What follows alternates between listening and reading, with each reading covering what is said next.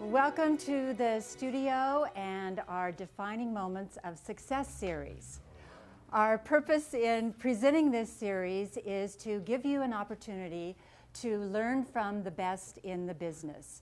And by hearing their stories, the good, the bad, and the ugly, be able to take something from that and apply it to your careers. Having the skills of a finely tuned artist is one part of the equation, and knowing how to market yourself to be a successful working actor is the other part of that equation. So by bringing in these special guest speakers, writers, producers, and directors, we hope to provide a dialogue that will inspire you to take that next step in creating your future as a successful working actor. So now, without further ado, it is my great pleasure to introduce to you one of the best and brightest people in this industry.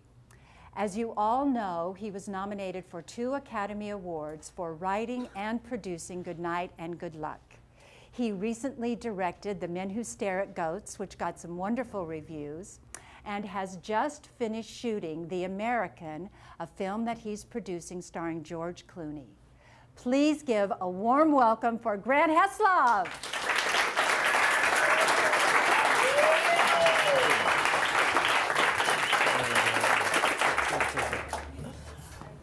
Okay, so obviously we are really thrilled and honored to have you here tonight. It's great to be here. So let's start with telling us a little bit. Obviously, we know each other for a long time, studied together. He was so funny. I mean, you were awesome in every improv that I ever put you in. You just killed it. I was young. I didn't have any worries back then. No so worries. Easy. Absolutely yeah. no worries. And honestly, I thought that you would have a fabulous career doing comedy. So how important do you feel it is for an actor to train and to really know his craft? I think it's a waste of time. No, I think going to class is the single most important thing that you can do. Right. Going to class, doing plays, going to class. Right. To me, I mean, that's the only way you learn how to do it. Right. And you know, and consequently, I studied until I was basically until I sort of switched over until I was 30. So for whatever that was, from 16 to 30, right, I was in class, even when I was working, particularly when I was working. Right, you know? Right. So you see what you have to look forward to. Yeah, yeah. Yeah. No, I mean, I think that it's really it's the only way you get better. Okay, so let me ask you: has there been a defining moment for you in your career? I would say that there have been several defining moments, because I think as you define yourself and then things change and you define yourself again. Yes. So certainly my experience with Good Night and Good Luck was a defining moment, because it allowed me to sort of play in a different league that I hadn't played in before, and that opened up a whole new set of opportunities. Right. But I mean, there's a defining moment that I remember when I hadn't been working. I mean, I hit like a real dry spot, and I was, I wasn't married yet. I didn't have a wife. I wasn't supporting anybody but myself. But I just was like, this has really been hard. And I remember that there was an agent, this guy named Chris Barrett. He just said, "How's it going?" I said, "I'm struggling a little bit." And he's like, "Look, you're smart. Why don't you come work for me?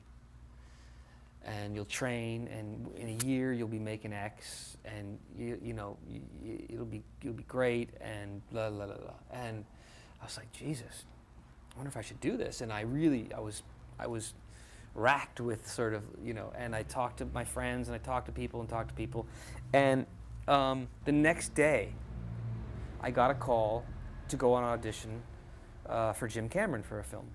And I went to this callback with Jim, and he had a camera, and he's like, and we worked for about 2 hours, and we just worked on the scene. I'd never really had an experience like this with a director before. I mean, right. Was it fun? Was it nerve-wracking? It was nerve-wracking. Yeah. It was definitely nerve-wracking. But you know, some people love to audition. I'm not one of those people. I always found it to be nerve-wracking. And so I ended up getting that part. And you know, but you know, I had a real moment of self-doubt that I really was about to sort of, you know, give up my dream. Right. In a way. Right. To do something that I don't think I would have been very happy doing. And I learned that lesson. I learned the lesson that, you know, you just gotta, you know, you have to stick with it.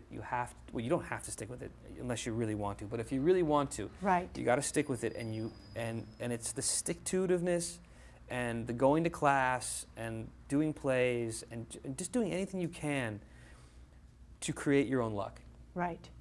And it really does come down to that, doesn't it? People say, "Guy, you're really lucky. You're really lucky." And I said, "Yeah, I am. I'm incredibly lucky, but I'm only lucky because I worked really hard at it." Absolutely.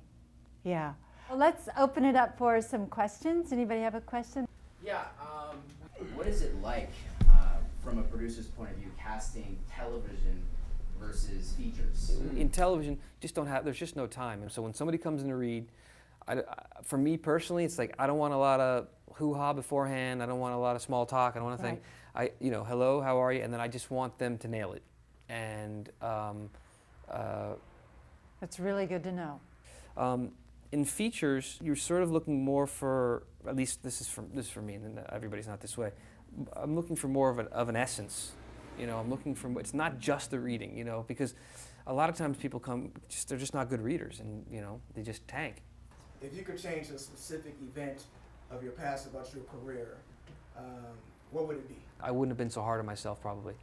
That's probably the biggest thing, is I just wouldn't have been so hard on myself. Okay. Probably not even just casting, but sort of everything, even in the work, audition, class, actually doing the jobs. You know, I think I would have taken it a little easier on myself.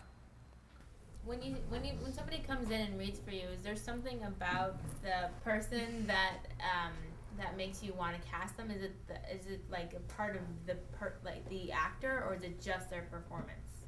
I don't think you can separate the two.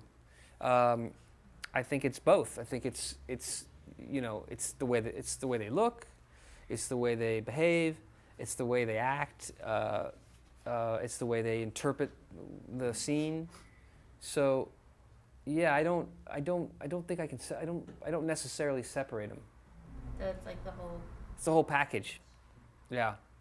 I was going to ask you. I feel like a lot of actors feel slightly paralyzed, like with this feeling of helplessness, where they don't really know what they can do to further their career, and they feel like they have these managers and agents who are maybe not doing enough for them or not working hard enough, and they're missing opportunities.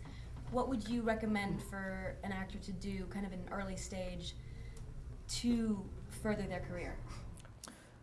I don't think there's anybody in this room who doesn't have the feeling of like, what more can I do? I don't feel like I'm doing enough.